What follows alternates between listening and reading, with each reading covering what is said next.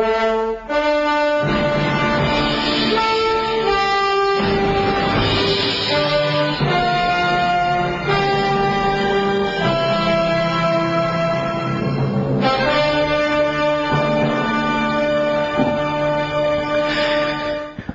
morning and welcome to Shattering Myths, a program devoted to the most vital segment of our society. To those of you like me who know that there's something troubling, even destructive, about the institutions which control our society, our nations and the world, whether they be religious or political, military or media, even economic. We realize that these massive and maniacal contrivances are the problem. They are not the solution.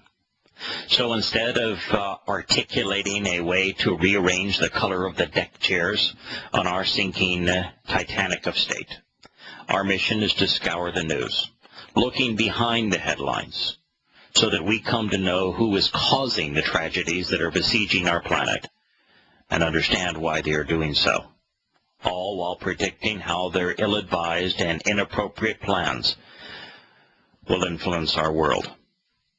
Then in our second hour, we're going to engage God on His terms through evidence and reason, since His guidance regarding His covenant provides the only glimmer of hope. Our phone number over the next 2 hours, if you'd like to participate in this discussion, is 877-300-7645. Before we return to our current subject, which is the myth of global warming, I'd like to share a email exchange that I had with a longtime listener regarding something that we commented on briefly yesterday. He wrote, Yada, you talked about how your recent drive across the country, that there were constant and visible signs of change.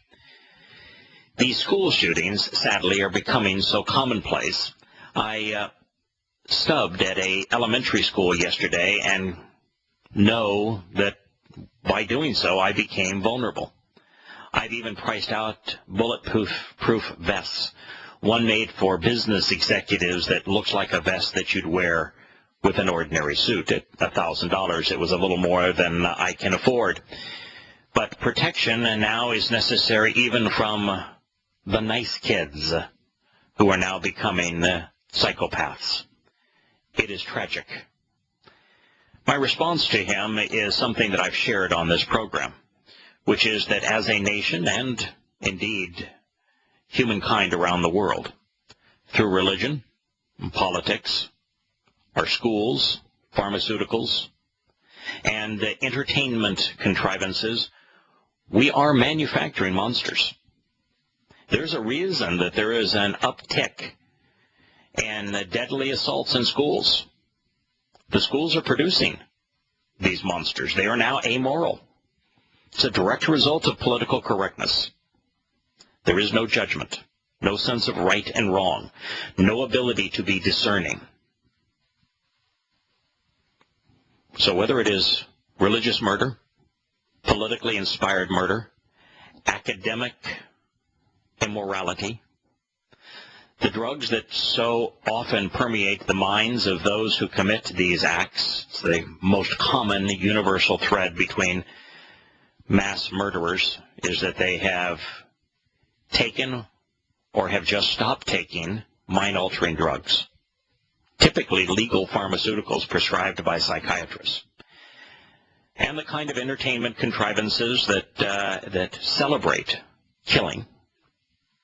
We are literally manufacturing monsters. To which my friend wrote, and now even in the aftermath, the reports from the media seem to be scripted. They focus and celebrate on the hero who destroys the monster, even though sadly in this case he lost his own life, instead of looking for clues as to why so many keep appearing in and around schools, no less. There is no culpability, only heroism. There is no search for answers. With that email reviewed, let's turn back to our review of man-made global warming, the theory. You see, this is important because the world is being collectivized. It is being controlled. Your life is being controlled, whether you know it or not. It is indeed being impoverished. You are being fleeced, and you ultimately may be enslaved through a combination of 4 schemes. We've talked about 3 of them at great length on this program. The first is through central banking and currency manipulation. The second is through disarming individuals while developing massive military and police states. The third is by the erosion of freedoms due to prosecuting the mythical global war on terrorism. And the fourth is by the control mechanisms associated with the myth of global warming. Since any one of these is individually capable of producing global autonomy, and since I've previously devoted countless programs to dispelling the issues associated with currency manipulation, national debt, and the sorry state of our economy, the issues associated with gun control and the establishments of massive militaries, and the consequence of this mythological war on a tactic called terrorism. Today we will continue with our ongoing series to completely debunk the myth of anthropogenic global warming. Anthropogenic is from a combination of 3 Greek words, anthro meaning man, pro meaning associated with or from, and genic meaning the genesis or creation of something. So man created global warming. It is wholly and completely untrue. This morning we have Larry joining us from Florida. And Larry, you don't very often get me advancing conspiracy theories, but today, tomorrow, and probably into the near future, as I debunk this conspiracy of global warming, I'm going to play right into your hands.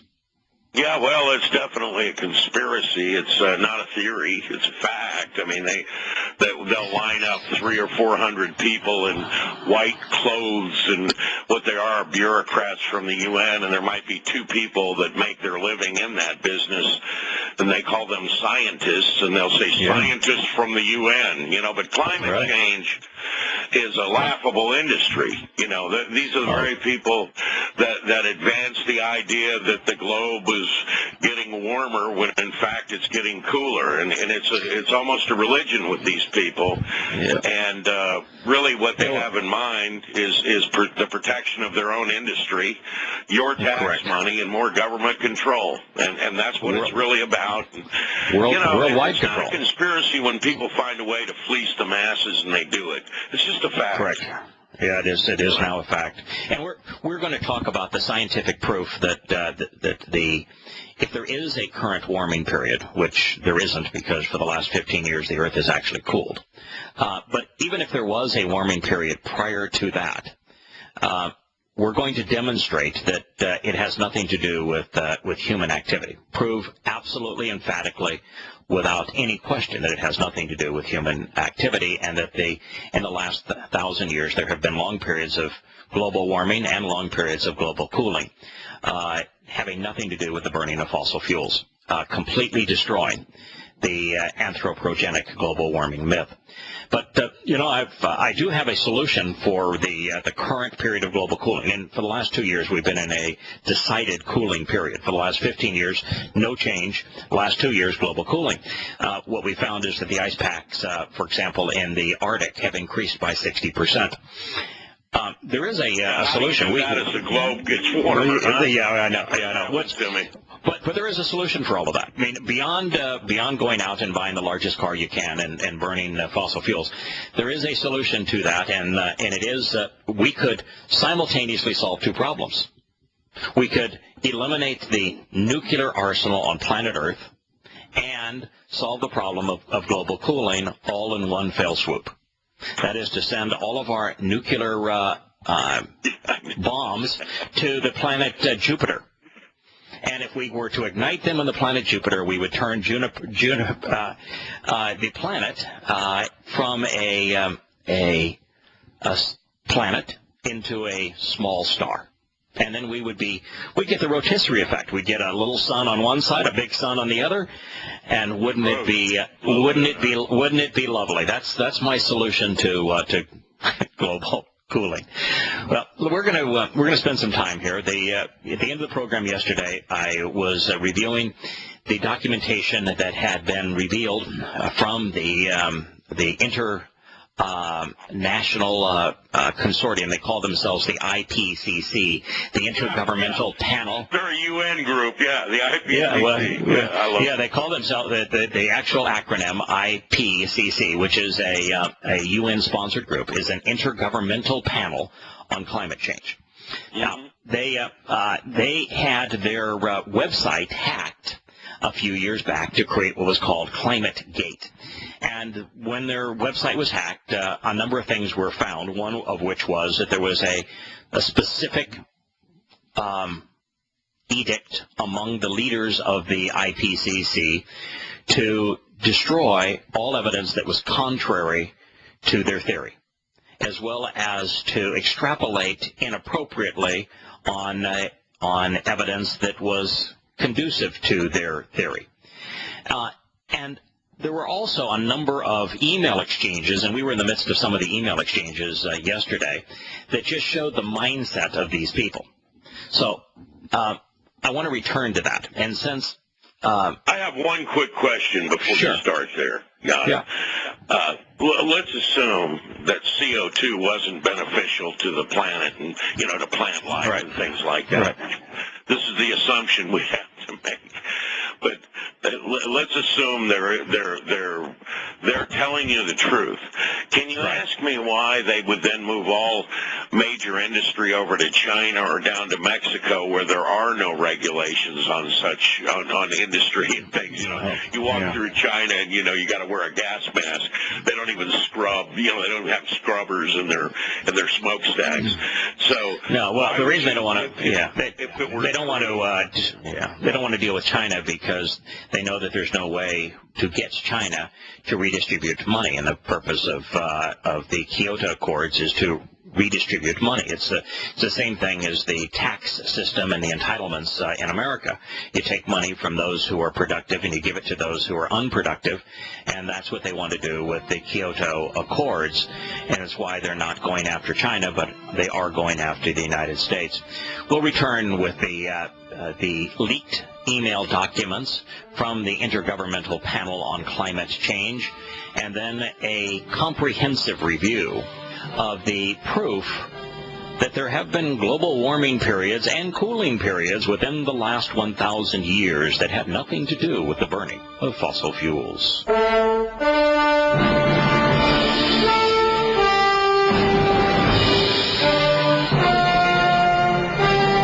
Welcome back to Shattering Myths. I am your host, Yahowah. We're talking about the myth of man-made global warming. And before I turn to the next exchange that was revealed by a hacker to the Intergovernmental Panel on Climate Change, we have Glenn calling in from Philadelphia that wants to make a comment or has a question on global warming. Go ahead, Glenn.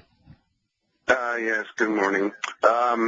Just a brief etymological correction. The word anthropogenic derives from only two words, the Greek anthropos, which means man, and genic, which bespeaks beginnings or origins, as in Genesis or Gene, family or race. So it's only a two-word derivative. There is no letter R in anthropogenic.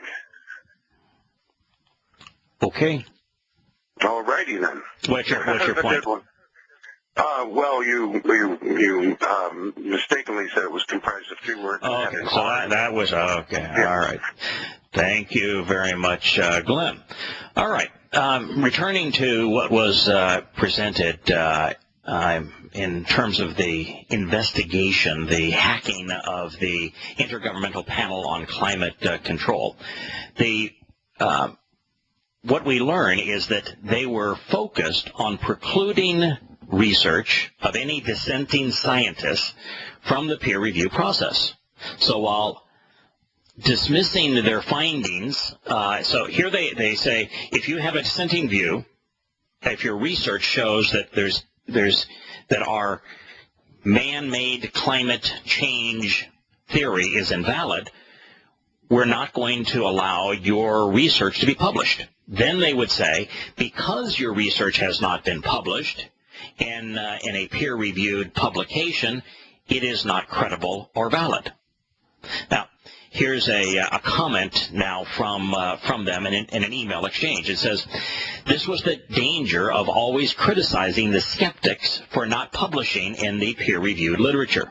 Obviously, they found a solution to that. Take over a journal. So what do we do about this? I think we have to stop considering climate research, which is one of the journals, as a legitimate peer-reviewed journal. Perhaps we should encourage our colleagues in the climate research community to no longer submit to or cite papers in this journal.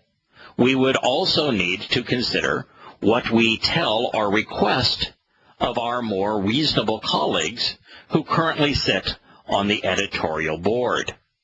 What do others think? End of quote, end of email. So here they're admitting that their strategy was to dismiss, to criticize skeptics of global warming by saying, your research has not been published because they precluded it being published, and that they found a journal that was willing to present both sides, as scientific journals should do. And so what they decided to do is now to attack that journal, to discredit the journal. Yeah, that's always a good idea. You know, I gotta love it when the UN and the international community and the Club of Rome come up with a plan, because boy, they know how to implement it, working with their media actors. Well, since they own most of the media anyway. Well, they can tell anybody anything, can't they? Yeah. You know? Yeah. Here's a second email on the same subject. It says, I will be emailing the journal, this was of climate research, to tell them that I'll have nothing more to do with them until they rid themselves of this troublesome editor, this editor who was allowing credible research on both sides of the issue. The responsible one for this is well known. He's a skeptic in New Zealand. He has led a few papers through by Michaels and Gray in the past. Michaels and Gray are the most noteworthy scientific critics of the man-made global warming theory. Therefore, these quote-unquote scientists refused to publish any research which was contrary to the myth of man-made global warming. Then they dismissed all such research because it was unpublished. No matter how relevant or how documented it was, simply because it had not been published when they themselves had precluded it being published. Well, you know, so the IPCC is essentially operating a predetermined conclusion there, don't you think? I mean, absolutely. Yeah. So when one of the scientific periodicals on climate change decided that the research should be published based upon its merits, not its conclusions, those with an agenda sought to ostracize and exclude the accredited periodical for their crime, which was to make information available which was contrary to what was considered academically acceptable. If you were to conduct research, by the way, proving that macroevolution is invalid, which the Cambrian period in and of itself demonstrates, you would endure the same treatment. The scientific community has become like the religious community. They have a faith to promote, and they won't tolerate a heretic. We'll be back to Shattering Myths after the commercial break.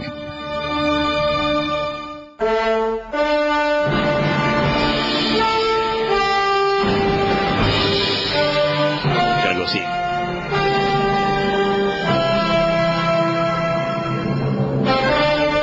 Welcome back to Shattering Myths. We still have Larry on the line. We're considering the whole approach to global warming and the fact that scientists literally refused to publish the research of any scientist whose conclusions are contrary to the myth of man-made global warming, and then they dismiss all such unpublished research, no matter how relevant or well documented, simply because they did not allow it to be published. So when one of the scientific periodicals, therefore, on climate change decided, we're just going to, if the quality of the research is sound, we're going to publish it regardless of what the conclusions are, because people ought to know.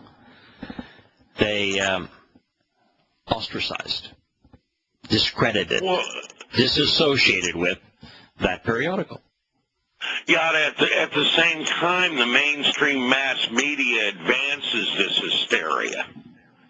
And so do our politicians. Well, the political actors come up and they just say it like it's a point of fact. It has to be dealt with. Oh, of course. In fact, as we move through this, I will actually get the most recent comments by members of this administration, the Obama administration, saying that based upon the report from the IPCC here recently in Sweden, that it is a fact and that we have to deal with it, and we need to change the way we conduct business. It's all to control people, all to fleece people, all to devalue the quality of our lives. Now, what's interesting here is that the scientific response in the area of climate change is now identical to the way that the Roman Catholic Church responded to criticism. It's the same way that Islam responds to criticism. It's the same way that communists act to control what people can read and see. Identical. So here's political and religious institutions that have had a history of responding the same way as the scientific community is now. And yet, the advocacy for man-made global warming is a complete myth. And as you say, it's a myth proclaimed by the world's, and particularly America's politicians, by the national media, and throughout academia. It's become a central plank in the socialist, secular, humanist agenda. It has become a part of America's and Europe's national religion, one designed to deceive, to deprive, to fleece, and to control. You need to care about this because it is a central edict in the most popular religion in the world. Socialist secular humanism, the national religion of America, the religion of the media, of politics, and of academia. Now, there was a time, Larry, when only religious and political leaders deliberately lied to serve their selfish interests. And while they still do, they are no longer alone. Today, the scientific community, having consumed the poison of socialist secular humanism throughout the educational process, have joined them, and for the same reason. There's a project called the Petition Project, and over 31,000 scientists have signed on, stating there's no, convincing scientific evidence that humans cause global warming. 31,000. Yeah, in fact, we're going to review the scientific evidence demonstrating that even if the Earth warmed modestly from 1900 through the late 20th century, even if that occurred, and we don't really know if it occurred, even if it occurred, that it had nothing to do with man. Can I ask you one thing? Sure. You're a pretty good historian.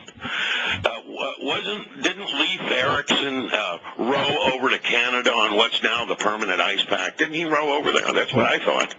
What we're going to examine here in just a moment, we're going to begin with the medieval warming period, and then we're going to turn to the Little Ice Age. And we're going to specifically go through proven periods of time which demonstrate that climate change, warming and cooling, is part of the natural phenomenon of our planet and has nothing to do with human activity. Well, speaking of this, if there was a prolonged period during the past 1,000 years when global temperatures can be shown to have been as high or higher than they are now, then even if temperatures are rising, it is not the result of the industrial age. Think of the logic there. If it can be proven that during a period of over the last 1,000 years, that global temperatures can be shown to have been as high or higher than they are now, then even if temperatures are rising now, which is questionable, it is not the result of the industrial age and of the burning of fossil fuels, but instead part of the natural phenomenon influencing the planet. And similarly, if there was a prolonged period of global cooling during the past 1,000 years, especially one following a period of global warming, then the current trend, if indeed one exists, must be attributed to the natural environmental cycles and not to a change in human activity. But, my friend, both can be proven and both have existed. So even if there has been a period of a fraction of a degree of warming from the early 1900s to the late 1990s, from which a cooling period began, but even if there was a fraction of a degree of warming from the early 1900s to the late 1900s, it would not be an anomaly that can be appropriately attributed to mankind's recent tendency to burn fossil fuels. And therefore, all of the regulations, all of the taxations, all of the constraints placed upon energy production, they're ill-advised, they're inappropriate, and they are indeed counterproductive. And even if we hadn't experienced global cooling over the past 15 years, evidence of the medieval warming period and the Little Ice Age would individually discredit and collectively destroy the myth of anthropogenic global warming. Now, should you care about the truth? And Larry, I know you do in this case. I do in most cases. Yes. Really. Yeah, in most cases. In most cases, yeah. We've both of us have come out of lies. Both of us were Christians, no longer are. Both of us were engaged in Republican politics, deeply engaged, no longer are. And we left both of those associations because the truth was in conflict with each of them. So here's the truth. There was a prolonged period of global warming during the Middle Ages, or the medieval period. Now, while the Middle Age or medieval period is marked from the fall of Rome in 476 CE to the Renaissance in the 14th century, and the Dark Ages chronicles the period from the fall of Rome to 800 CE, when there was no Holy Roman emperor in Europe.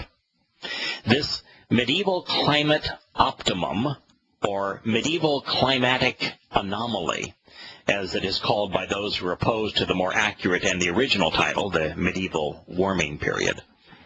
It began in 950 CE, and it ended abruptly in 1250 CE. It lasted for 300 years. The warmest period of that time was between 950 and 1100 CE.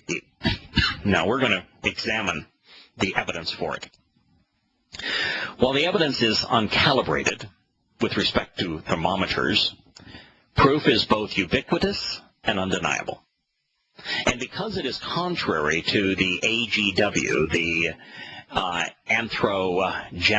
progenic global warming theory, to eliminate the consequence of this inconvenient truth, the Intergovernmental Panel on Climate Change has said that global temperatures during this period were no higher than the late 20th century. And even if that were true, Larry, and it's not, by the way, they were higher then than they are now, then the current rise, should one actually exist, back up to the same level as experienced 900 years ago. So even if there really was a rise, and there wasn't, and even if we just got back up to the levels experienced 900 years ago, when in fact we are still below them, what it means is that humanity's recent tendency to burn fossil fuels isn't the reason.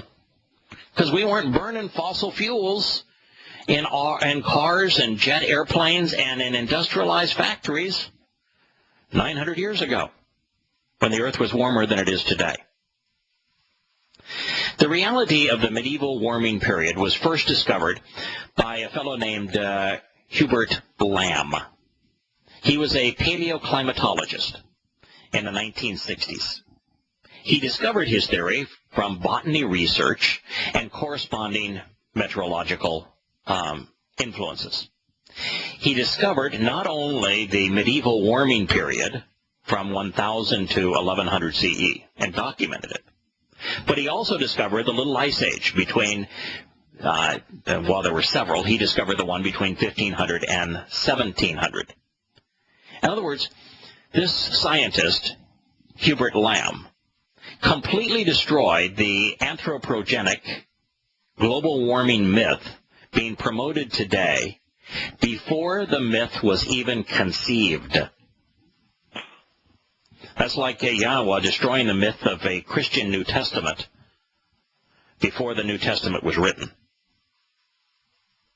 Climate change is as it has always been. Man has not altered the Earth's climate.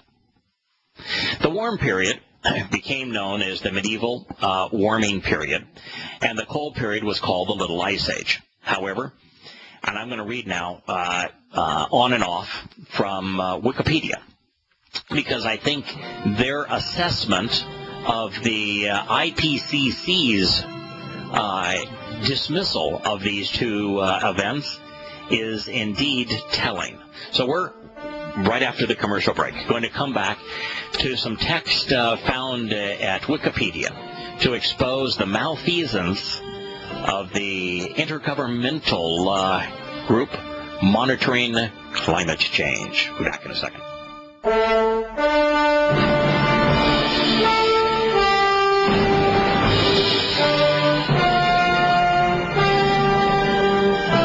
Welcome back to Shattering Myths. This will be the last segment today, where we'll be considering the proof against the theory of man-made global warming. We're beginning our review of the medieval warming period.